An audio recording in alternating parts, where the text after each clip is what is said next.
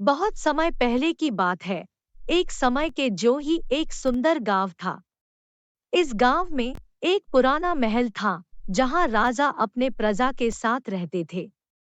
इस महल में राजा की एक रानी थी, जिनका नाम रानी आद्या था। वह बहुत ही सुंदर और दयालु थी। और उसी के पास में घने जंगलों में एक चुड़ैल रहती थी और उसकी बेटी रहती थी। लेकिन कुछ समय बाद, जब वह बेटी को लेकर जा रही थी, तब उसकी बेटी कुएं में गिर जाती है।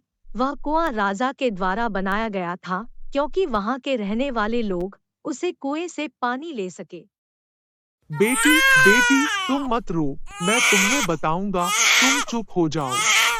जब उसने इधर-उधर देखा तो उसे कुछ नहीं मिला, और कुछ खोजते-खोजते उसे चुड़ैल की बेटी का मृत्यु हो गया। और जब उसने आकर देखा तो वह चुड़ैल ने बहुत रोई और फिर अपने घर की तरफ चली गई। चुड़ैल महारानी जानती है, मेरी बच्ची की मृत्यु हो गई। कैसे मृत्यु हो गई, यह बताओ। चुड़ैल रानी, जब मैं अपनी बच्ची को आसमान के रास्ते से लेकर जा रहा था, तब मेरी बच्ची कुएं में गिर गई और कुएं में गिरकर उसकी मृत्यु हो गई। और वह कुआं राजा द्वारा बनाया गया था। तुम चिंता मत करो, मैं उसे राजा से बदला जरूर लूंगा। उसने हमारे लोगों को कुएं में गिरकर मरवाया है। तभी सारी चुड़ैल अपने अपने में बात करती है और उस राजा को मरने के लिए साजिश करती है। तभी एक अंधेरे जंगल में जाती है और उसे एक हीरा मिलता है।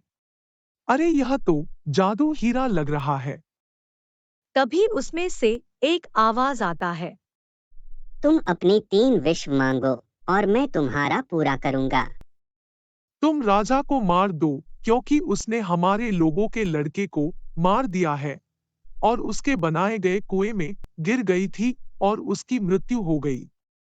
यह नहीं हो सकता, क्योंकि वह राजा बहुत ही दयालु है और उसने प्रजा के लिए बनाया था, खुद के फायदे के लिए नहीं। मैं चाहती हूँ कि राजा के गांव वाले सभी जरूरतमंद सुख शांति से नहीं रहे। दूसरा विश मांगो।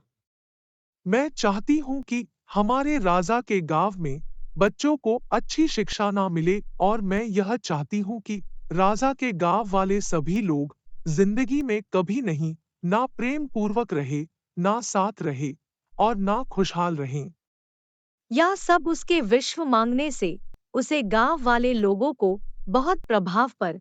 सभी लोग चिंता में रहने लगे, गरीबी हालत में रहने लगे। उनको शिक्षा बढ़िया से उपलब्ध नहीं होती थी, जिसके कारण बच्चे भी इधर-उधर घूमा करते थे। तभी चुड़ैल गांव के राजा के तरफ से गुजरती है और उसका हीरा राजा के गांव में गिर जाता है।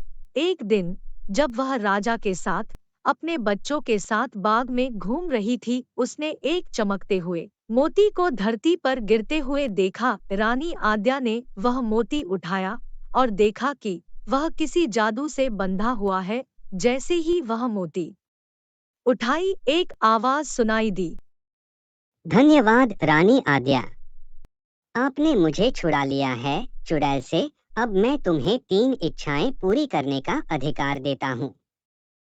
रानी आद्या हैरान हो गई और उस मोती से अपनी पहली इच्छा पूरी करने के लिए कही। मैं चाहती हूँ कि हमारे गांव की सभी जरूरतमंद लोगों को सुख शांति मिले।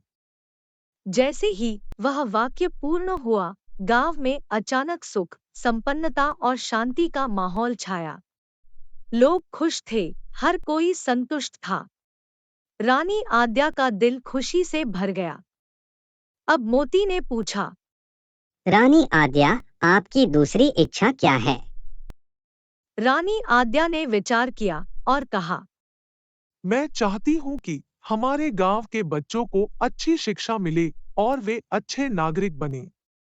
इस प्रकार गांव में एक शिक्षा केंद्र खोला गया, जहां सभी बच्चे निःशुल्क शिक्षा प्राप्त कर सकते थे। शिक्षा का मानक बढ़ा और गांव के बच्चे पढ़ाई में अग्रसर होते चले गए। रानी आद्या, आपकी तीसरी और आखिरी इच्छा क्या है? मुझे चाहिए कि सभी लोग प्रेम और समरसता से रहें और हमारा गांव हमेशा खुशहाल रहे। जब यह बात चुड़ैल को पता चला तो वह राजा और रानी के पास जाकर उसने माफी मांगा और सब सारी बात उसने बताया।